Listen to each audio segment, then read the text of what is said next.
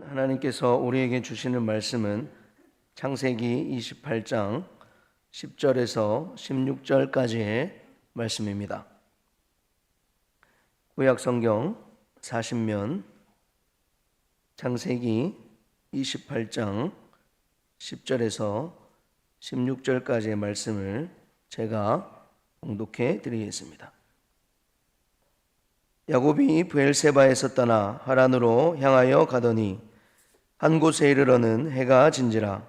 거기서 유숙하려고 그곳에 한 돌을 가져다가 베개로 삼고 거기 누워 자더니 꿈에 본즉 사닥다리가 땅 위에 서 있는데 그 꼭대기가 하늘에 닿았고 또 본즉 하나님의 사자들이 그 위에서 오르락 내리락 하고 또 본즉 여호와께서 그 위에 서서 이르시되 나는 여호와니 너의 조부 아브라함의 하나님이요 이삭의 하나님이라.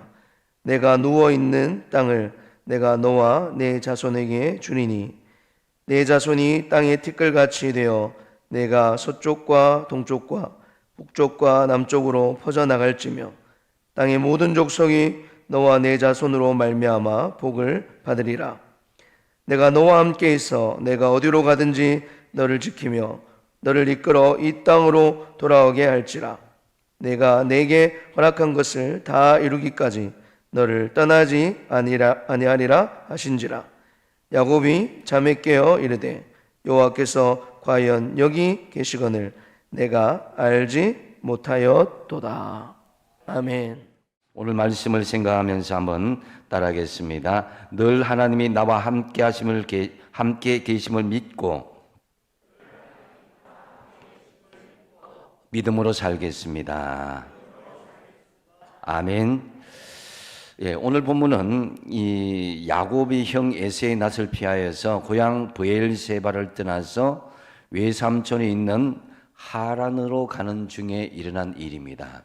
지도를 잠시 보시면요, 이 고향 이 브엘세바 여기 사는 지역이고 이 하란까지 가는 그 길에 베델에서 일어난 일입니다.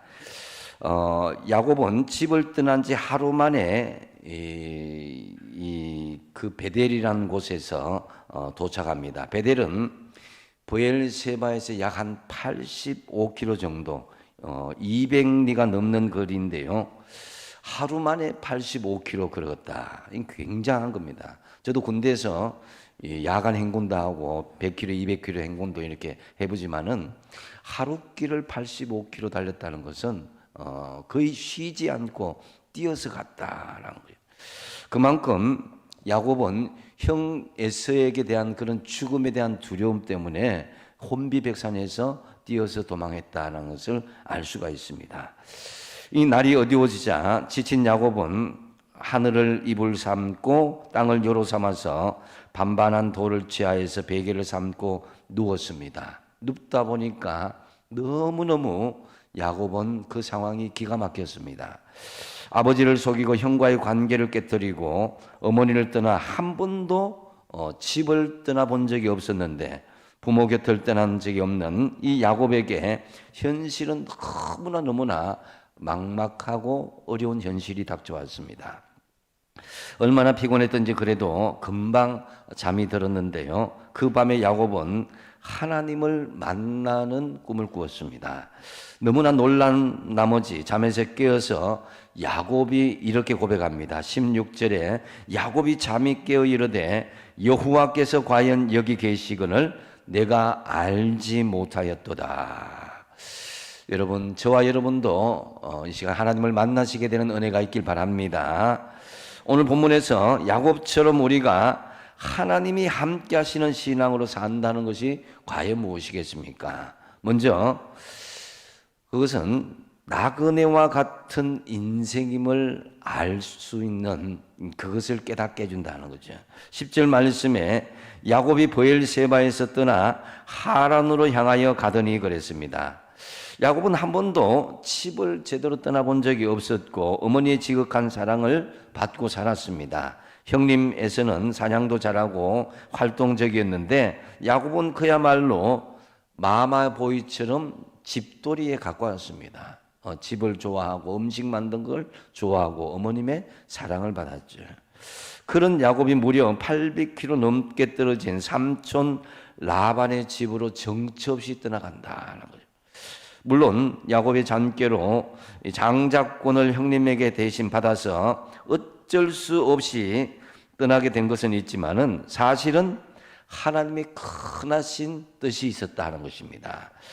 오늘날로 표현하면은 베델은 이 모이는 교회 공동체라 할 수 있고, 하란은 흩어지는 전도 현장, 선교 현장으로 가는 것이다라고 할 수 있습니다. 하나님께서 초대교회 당시에 예루살렘 교회가 유대인 중심으로 크게 부흥하였지만은 하나님은 그걸 그 안에서 안주하는 것을 원치 않았습니다. 그래서 이방인을 향해서 나아가지 않게 되자 강제로 예루살렘 교회를 흩으시고 안디옥 교회를 통해서 그 교회를 들어서 하나님께서 사용하신 것과 같은 이치다라고 할 수 있습니다. 하나님께서 강제적으로 보내시고 흩으실 때 그곳에는 상당한 광야의 훈련이 기다리고 있습니다. 그 중에 중요한 훈련이 바로 우리 인생이 나그네 인생이라는 것을 깨닫는 훈련이다라는 거죠. 이 베델은 이 삭막한 광야요 빈들인데요. 11절에 읽어보면은 이 야곱의 심정을 우리가 어느 정도 알 수가 있습니다. 한 곳에 이르러는 해가 진지라 거기에 유숙하려고 그곳에 한 돌을 가져다가 베개로 삼고 거기 누워 잤다고 그랬습니다. 이 지쳐서 쓰러진 이 야곱의 모습, 얼마나 외롭고 불안하고 두렵고 고달팠겠습니까? 황량한 빈들에서 아무런 보호 대책이 없는 가운데 잠자고 있는 야곱은 안전도 보장되지 못할 뿐만 아니라 내일에 대한 보장도 없이 어두운 밤을 공포 속에서 지친 몸으로 쓰러져 잠을 청하고 있었다는 것입니다. 그래서 이 차디찬 땅바닥에서 새우잠을 청하면서 노숙하는 야곱의 모습, 어쩌면은 이 야곱의 나그네와 같은 모습은 우리 인생의 모습일지도 모릅니다. 일일이 여러분 삶의 현실은 말은 하지 않겠지만은 그러나 우리의 삶들이 불안하고 쓸쓸하고 고달프고 또 한 고비를 넘기면 또 다른 고비가 내게 다가오고 그렇게 인생을 살아왔습니다. 그럴 때 크게 도와줄 사람이 있으면 얼마나 좋겠습니까? 근데 내가 잘 나갈 때는 친구들 많고 도와줄 사람 많은 것 같은데 막상 우리에게 도움이 절실할 때는 도울 사람이 없다는 것이 그 현실이다라는 거죠. 그래서 하나님께서는 우리와 함께 계시다는 사실을 더 확실하게 하기 위해서 우리 인생을 나그네 인생임을 깨닫게 할 때가 있다라는 것입니다. 우리를 고독에 처하게 하신다는 거죠. 세상에 의지할 것이 없고 하나님만 바라보도록 그렇게 만든다는 것입니다. 예상치 못한 질병과 사고들, 물질적인 어려움들, 가정과 자녀의 어려움들, 이것이 등등 우리에게 경험하지 못한 일도 인하여서 한없는 고독한 가운데에 나그네 길로 강제로 걷게 할 때가 있다는 거죠. 이럴 때 우리는 안주하는 그 자리에서 일어설 수 있는 결단이 있어야 된다는 거죠. 우리는 세상에서 살지만 세상에 묶여 살지 말고 언제든지 하나님께서 원하시는 방향으로 나아갈 수 있어야 되는 것입니다. 그래서 때로는 우리가 그 자리에 안주하는 게 너무 편하고 불편함이 없다 할 때 그때 영적인 두려움을 가져야 됩니다. 그래서 이것은 일어설 수 있는 결단은 비겁한 것도 아니요. 또 하나님 어떻게 보면은 하나님께서 인도하시는 전환점이 되는 그 시기다라고 할 수 있습니다. 벌써 5년이 다 돼가네요. 제가 속초에서 요양할 때 참 암 환자들과 같이 마지막 인생을 보내는 분들과 같이 지낼 기회가 있었습니다. 그분들 많은 분들 가운데는 사회적으로도 성공했고 참 어떤 분들은 재산이 참 많은 사람도 있었습니다. 중국에서 오신 이 사람들은 굉장히 부자가 있었습니다. 그런데 이분들이 병을 낫기 위해서 참 몸부림치고 그렇게 힘쓰는 것을 볼 수 있었는데, 그 중에서 이 암 환자들이 이제 웃음 치료를 한 것을 했는데, 근데 이제 그 설악산 그 바위 위에 앉았어요. 밤늦게 혼자 여자분이 웃으며 하니까요. 그 마음이 막 어스스한 게, 저도 이제 거기에 이제 뭐 밤길에 이제 산책하고 그러겠지만은 저는 아니까 괜찮은데 모르는 사람이 그거 들으면은 어떨까 생각이 드는 게, 근데 육신은 슬픈데 입술로는 막 웃고 하니까 그게 그렇게 슬프게 느껴지더라고요. 그래서 이게 참 그 인간의 무기력한 모습의 그 모습을, 절정의 모습을 볼 수가 있습니다. 베드로전서 1장 17절 하반절에 보면은 너희가 나그네로 있을 때를 두려움으로 지내라, 이 말씀이 있습니다. 나그네의 인생은 미래가 보장되지 않는 두려운 인생입니다. 그래서 두려운 인생은 곧 하나님을 의지해야만 이 두려움에서 이겨낼 수 있게 되는 것이죠. 그래서 베드로는 어떻게 말씀합니까? 베드로전서 1장 21절 그 뒤에 하반절에 보면은 같이 한번 읽어보겠습니다. 시작. 너희 믿음과 소망이 하나님께 있게 하셨느니라. 아멘. 나그네 인생으로 사는 저와 여러분, 우리의 믿음과 소망을 하나님께만 두시기 바랍니다. 때로 하나님께서 간섭하고 계시는데도 끝까지 자기 고집대로 자기 생각대로 하다가 하나님께로 원치 않는 그런 육신적인 그런 질병을 얻기도 하고 또 여러 가지 어려움을 겪으면서 눈물이 콩죽이 되어서 늦게서야 하나님 앞에 손들고 나오는 사람들이 있습니다. 우리 존재는 하나님 없이는 아무것도 아닙니다. 이것을 하나님께서 깨닫게 하기 위해서 우리가 안주하는 자리에서 나그네의 인생임을 깨닫게 해주시고, 하나님 없이는 내가 너희들이 살 수 없다는 것을 보여주시는 거예요. 그래서 가진 것도 잘난 것도 순식간에 하나님께서 그도 가시고자 하면 그도 가는 거예요. 야고보서 4장 14절 말씀에 내일 일을 너희가 알지 못하는도다. 너희 생명이 무엇이냐? 너희는 잠깐 보이다가 없어지는 안개니라고 말씀하는 것입니다. 여러분, 우리 인생에 하나님께서 개입하기 위해서는 먼저 나를 포기하고 제로점에서 시작하는 것이 중요합니다. 나는 아무것도 아닙니다. 나 이 세상에서 올 때 빈손으로 왔고 빈손으로 가는 인생, 나그네 인생입니다 하는 그런 믿음의 자세에서 출발할 수 있어야 된다는 거죠. 한번 따라 할까요? 나는 나그네다. 내가 가진 것은 하나도 없다. 하나님이 잠시 맡겨주신 것이다. 아멘? 예.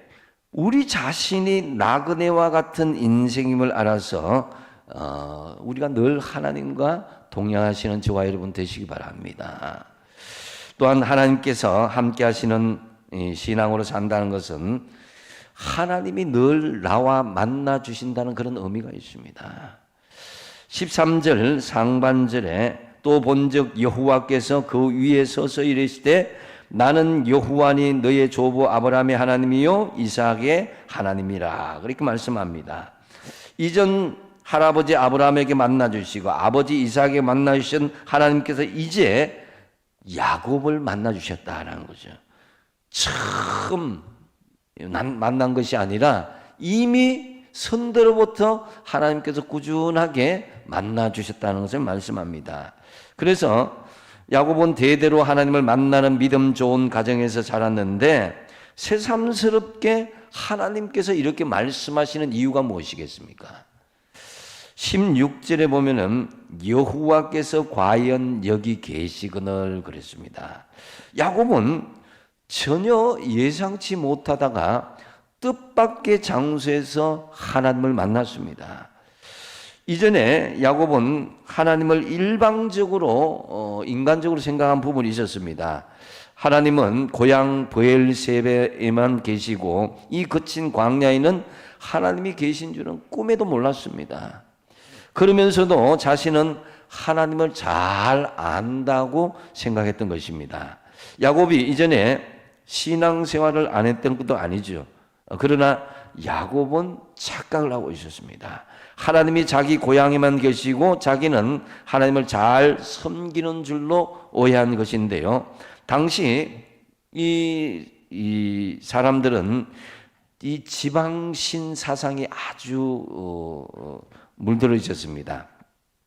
즉 지방신 사상이란 것은 우상신을 섬기는 사람들의 왜곡된 신앙관인데요. 어느 지방에는 특정한 신이 지배한다는 거죠.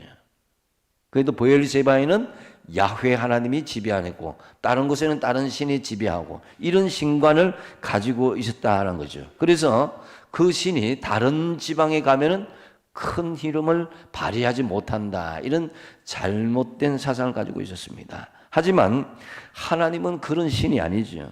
하나님은 무소부지하신 하나님, 어느 곳에나 시공을 초월해서 함께 하신 하나님이다라는 거죠.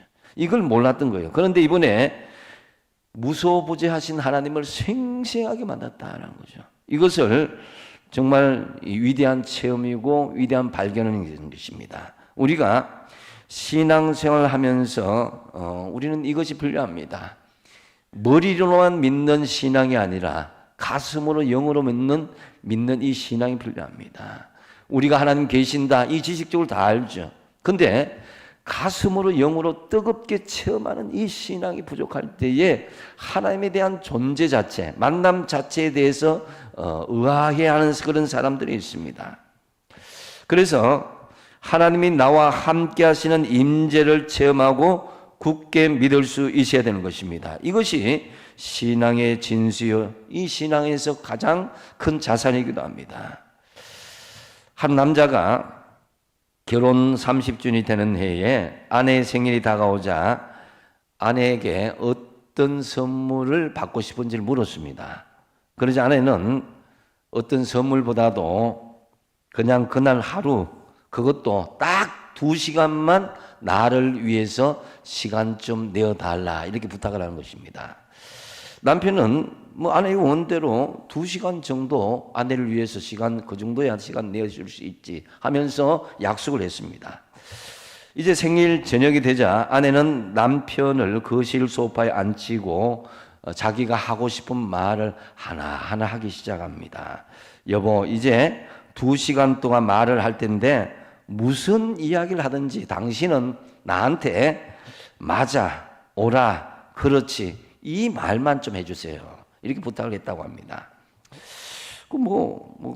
그렇게 어려운 문제가 아니잖아요. 그죠? 그러고 나서 아내는 두 사람이 처음 만났을 때부터 지금까지 살아왔던 이야기를 하나하나 끄집어내는 거예요. 근데 남편은 이제까지 아내를 너무 잘 안다고 생각했습니다. 왜냐? 30년 동안 같이 살았기 때문에. 근데 이야기를 듣다 보니까 사실 아내의 본심과 그 마음을 너무나 자기가 몰랐다는 것을 깨닫게 된 거예요. 그래서 이야기를 하는데 한편으로는 좀 안 맞는 부분이 있잖아요. 그죠? 안 맞는 부분들. 아니, 그건 여보 하다가 여보 약속했잖아. 2시간만 좀 들어줘. 그래서 할 수 없이 맞아. 마음에 막 이렇게 하더라도 오라. 속이 막 걸끓어도 그렇지 하고 추임새 말만 계속했다는 거예요. 그래서 이제 남편 10분 정도는 참을 수 있는데 한 20분 좀 되니까 막 속이 뒤집히는 거예요. 화가 치밀어 오기도 하고 30분이 지나니까 막 억울하고 나도 할 말이 있는데 왜 저렇게 할까 하고 막 답답한 마음이 막 생기면서 그렇게 참으면서 겨우겨우 1시간이 지났네. 1시간쯤 지나서 이제 마음을 비웠어요. 그리고 그렇지 그래 오라 하는데 마음이 이제 바뀌는 거예요. 남편의 마음이. 아내를 향한 그런 연민의 마음이 느껴지면서 남편이 30년 동안 자기를 위해서 살아왔던 그 인생 고백을 들으면서 마음이 울컥해지는 거예요. 부부로 30년을 살아오면서 아내의 생각과 감정을 내가 너무 잘 안다고 생각했는데 한 번도 제대로 아내의 감정을 깊이 들어주지 못했고 또 그 아내의 속내를 잘 모르고 살았던 자기 자신이 너무 부끄럽다는 거죠. 그래서 어느덧 말을 이어가는데 아내를 보면서 남편의 눈에는 눈물이 조금 맺히기 시작했습니다. 그야말로 그전에는 눈을 잘 못 맞췄는데 아이 컨택을 대니까 눈물이 자기도 모르게 나오더라는 거죠.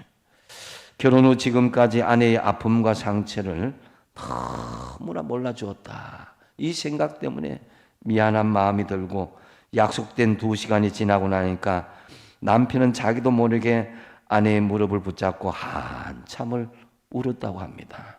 미안해서 뭐라고 할 말이 없더라는 거죠. 남편은 아내의 입장에서 들어주면서 아내의 헌신과 수고에 대한 그런 감각이 그 마음이 서로 소통이 된 거죠. 그것이 회복되었다는 거죠.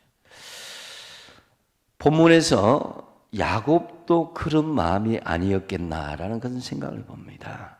여러분, 야곱은 하나님을 만나는 사람이었고 아는 사람이었지만은 정말 자신의 속내를 하나님과 같이 나누고 대면하여서 만나고 하는 그것이 없었다라는 거죠. 막상 하나님을 만나보니까 자신이 생각했던 하나님보다도 더 애정을 가지고 자신을 만나기를 원하신다는 것을 깨닫게 되었다는 것입니다. 여러분, 하나님을 머리로 만나지 말고 가슴과 영으로 만나시기 바랍니다.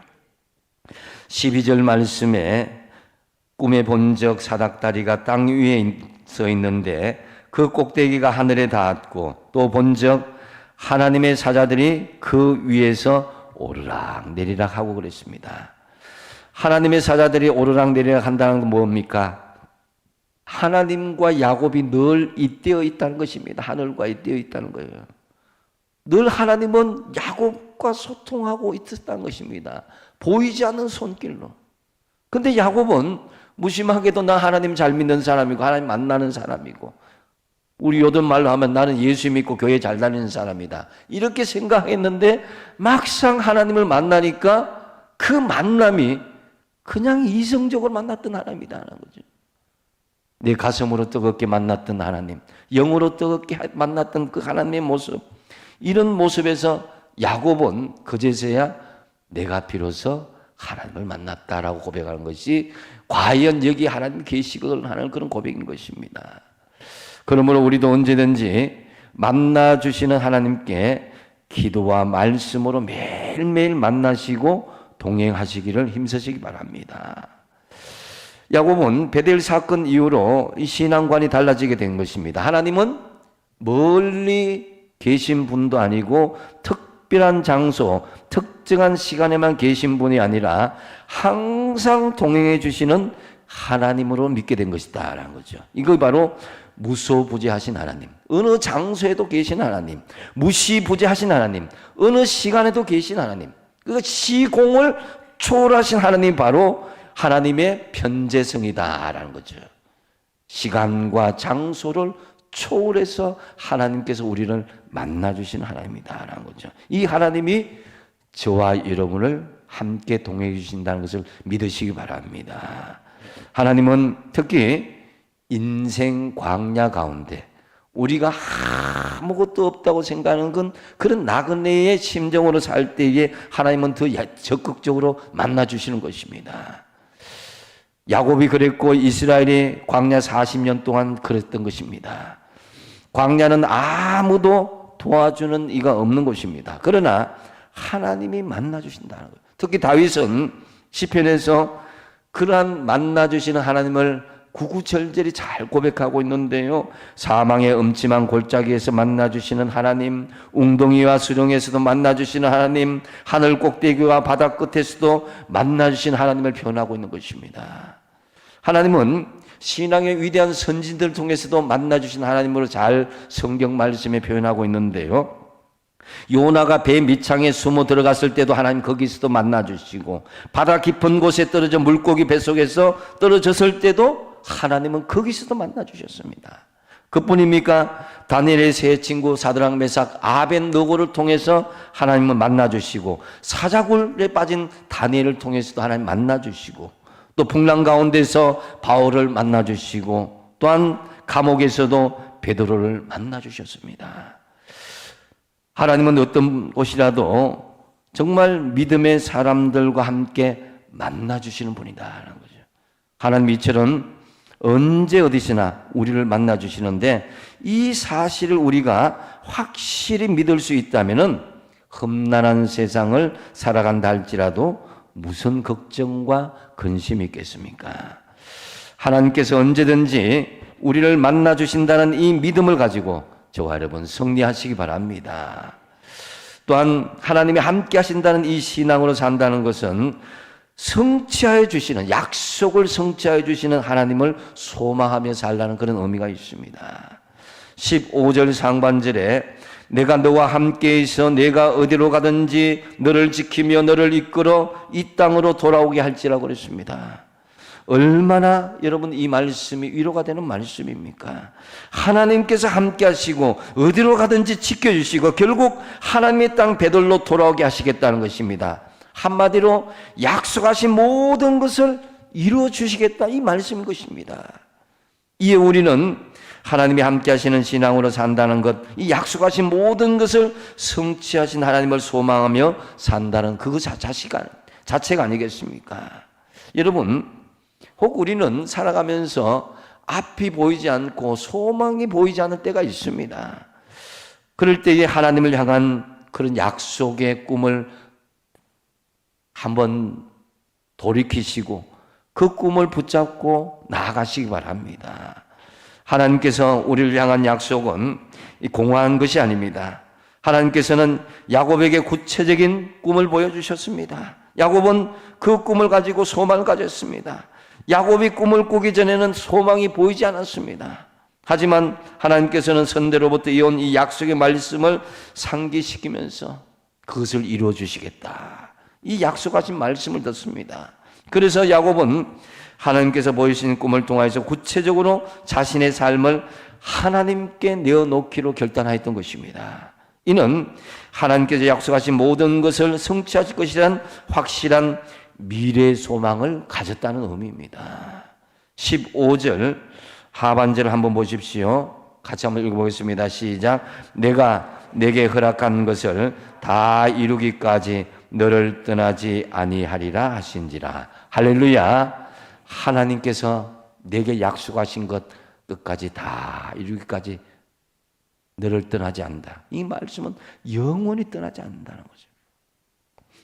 그래서 야곱은 지금 자신이 누워있는 곳이 결코 우연이 아닌 하나님의 필연적인 축복의 장소임을 상기시켜 주십니다. 13절 하반절에 보면은 네가 누워있는 땅을 내가 너와 네 자손에게 주리니 그랬습니다. 여러분, 야곱이 그날 밤에 누운 베델은 야곱이 생각하고 누운 땅이 아니었습니다.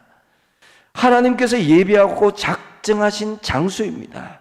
그러므로 여러분, 우리에게 지금 약속하신 모든 것을 성취하신 하나님, 여러분의 삶의 현장이 베델임을 믿으시기 바랍니다. 그곳에서 하나님께서 약속을 성취하시고 약속을 이루신다는 이 소망을 가지고 살아갈 때에 우리는 동행하시는 하나님을 더 깊이 체험할 수가 있게 되는 것입니다. 14절 말씀을 같이 한번 읽어보겠습니다. 시작. 네 자손이 땅의 티끌같이 되어 내가 서쪽과 동쪽과 북쪽과 남쪽으로 퍼져나갈지며 땅의 모든 족속이 너와 네 자손으로 말미암아 복을 받으리라. 아멘. 야곱이 꿈꾸지도 못하는 놀라운 꿈을 하나님께서 약속해 주셨습니다. 복을 받는 것보다 더 중요한 것은요, 복의 근원이 된 것입니다. 야곱을 통해서 많은 사람들이 복을 받게 해주시겠다는 것입니다. 그래서 야곱을 통해서 12지파가 탄생하였고 그 중심에 요셉을 예배해 주신 것입니다. 야곱의 아들 요셉도 아버지처럼 꿈꾸는 사람이요, 하나님의 약속이 성취될 것을 믿는 소망의 사람이었던 것이죠. 요셉은 인생 초반까지도 그 아버지처럼 정말 총애를 받으면서 남부러울 것이 없는 상태로 자랐는데 어느 날 갑자기 형들이 자기를 팔아서 애굽의 노예가 되고 말았습니다. 그래서 이 부잣집 아들에서 예고 없이 준비 없이 타국에서 발려오는 노예 신세가 된 것입니다. 또한 요셉은 가정 총무로 있던 중에서도 모함에 걸려서 죄인의 그런 신분으로 감옥에 수감되는 그런 억울함도 겪게 되었습니다. 최악의 상황으로 빠지게 된 것이죠. 졸지에 죄수가 되어서 언제 어떻게 처벌받을지 모르는 그런 처지가 되었습니다. 그런 암울한 상황 가운데서도 중요한 것은 요셉이 하나님을 향한 소망을 잃어버리지 않았다라는 거죠. 그래서 요셉이 이런 상황 가운데서 견디고 이겨낼 수 있을 것은 소망을 품은 그 믿음 때문이었습니다. 비록 노예로 끌려왔지만 하나님께서 지금 나와 함께 계신다고 믿었고, 비록 죄수로 옥에 갇혀 있지만 하나님께서 지금 나와 함께 계신다고 소망으로 믿었고, 그 약속은 하나님께서 나를 통해서 이루어 주실 것이다. 그걸 꿈꾸고 바라고 나갔던 것입니다. 이처럼 소망을 품은 믿음을 통해서 하나님의 약속은 성취되는 것입니다. 여러분, 여러분의 상황과 환경이 어떠할지라도, 눈에 보이는 그 환경이 베델의 광야일지라도 그 베델은 하나님께서 준비하신 장소입니다. 그것이 여러분의 삶의 장소가 어떻든 간에 소망을 잃지 마시기 바랍니다. 베드로전서 1장 3절을 같이 한번 읽어보겠습니다. 시작. 우리 주 예수 그리스도의 아버지 하나님을 찬송하리로다. 그의 많으신 긍휼대로 예수 그리스도를 죽은 자 가운데서 부활하게 하심으로 말미암아 우리를 거듭나게 하사 산 소망이 있게 하시며. 아멘. 여러분, 죽은 소망이 있고 산 소망이 있다는 것입니다. 죽은 소망은 이 세상의 유한한 소망을 이해하는 것이고, 산 소망은 하나님의 약속이 성취되고 부활하여서 하늘나라에 입성하는 그것이 진정한 산 소망이라는 것입니다. 여러분, 이 영원한 하나님 나라에 속한 소망을 품고 나가시기 바랍니다. 이 땅에서 품는 소망들은요, 한계가 있습니다. 나그네로 우리가 살아간다는 그 신분으로 볼 때 언젠가는 그것을 다 내려놓고 가야 된다는 것입니다. 하지만 산 소망으로 품은 그것은 영원한 하나님 나라까지 이끌어 나갈 수 있는 소망인 것입니다. 그렇기 때문에 하나님께서 약속하신 소망은 세상에 썩고 문드러지고 없어지는 소망이 아닌 하늘의 영광의 소망이다라는 거죠. 그렇기 때문에 하나님께 감사하고 찬송하리로다, 이 말씀하신 것입니다. 히브리서 10장 23절에도 이렇게 말씀하십니다. 또 약속하신 이는 미쁘시니 신실하시니 우리가 믿는 도리의 소망을 움직이지 말고 굳게 잡으라 그랬습니다. 소망이요, 왔다리 갔다리 하면 안 됩니다. 움직이면 안 됩니다. 하나님을 향한 그 산 소망이 굳게 우리에게 굳건하게 잡혀 있길 바랍니다. 이 환경이 되기 때문에 내가 흔들리고 저 환경이 되기 때문에 내가 흔들리고 그런 것이 아니라 나의 산 소망은 하늘과 잇대어 있기 때문에 결코 흔들리지 않는 소망이 되어야 된다는 거죠. 그래서 믿음 안에서 하나님께서 우리에게 주신 약속은 꼭 성취된다는 이 소망을 붙잡아서 저와 여러분 늘 하나님과 동행하시기 바랍니다. 이제 말씀을 맺습니다. 가장 복된 사람은 어떤 사람입니까? 하나님과 동행하는 사람입니다. 하나님과 동행하면 하나님이 그 인생에 일거수일투족 다 책임져 주십니다. 그런데 많은 사람들이 이렇게 간단한 믿음의 상식을 놓쳐버린 채 살아가고 있다는 거예요. 심지어 믿노라는 신앙인들조차 새카맣게 잊어버리고 하나님의 동행하심을 잊어버리고 살아갈 때가 있습니다. 그래서 쓸데없는 걱정과 근심을 하면서 살아갑니다. 하나님은 우리의 삶 속에 항상 와 계시고 동행하여 계십니다. 야곱은 가장 절망적일 때 하나님께서 대면해 주셨습니다. 하나님이 함께 하시는 신앙으로 산다는 것은 첫 번째는 뭐라고요? 나그네와 같은 우리 인생임을 알아야 되는 거예요. 우리가 이 세상 사는 것은 하나님께 전세살이, 새빵살이 하는 것과 같은 거예요. 잠시 빌려서는 나그네이기에 하나님과 더욱 동행할 수 있어야 된다. 두 번째 뭐예요? 하나님은 우리를 만나주신다는 거예요. 우리가 갈 바를 알지 못하고 헤매고 있는 광야 같은 베델에 하나님은 우리 삶의 베델의 현장에 만나주시는 하나님이다 하는 거죠. 그리고 세 번째 뭡니까? 성취하신 하나님을 소망하라는 거예요. 하나님께서 약속하신 말씀은 여러분을 통해서 꼭 이루어주신다. 이 믿음을 가지고 소망하시기 바랍니다. 그래서 하나님과 함께 하신 신앙으로 기어이 믿음으로 승리하시는 저와 여러분 다 되시기 바랍니다. 기도하겠습니다. 아버지 하나님, 나그네와 같은 인생길, 하나님 우리를 만나주시는 그 은혜로 인해서 주신 약속의 성취됨을 소망하며 항상 하나님과 동행하며 살아가게 하여 주시옵소서. 예수님의 이름으로 기도하옵나이다. 아멘.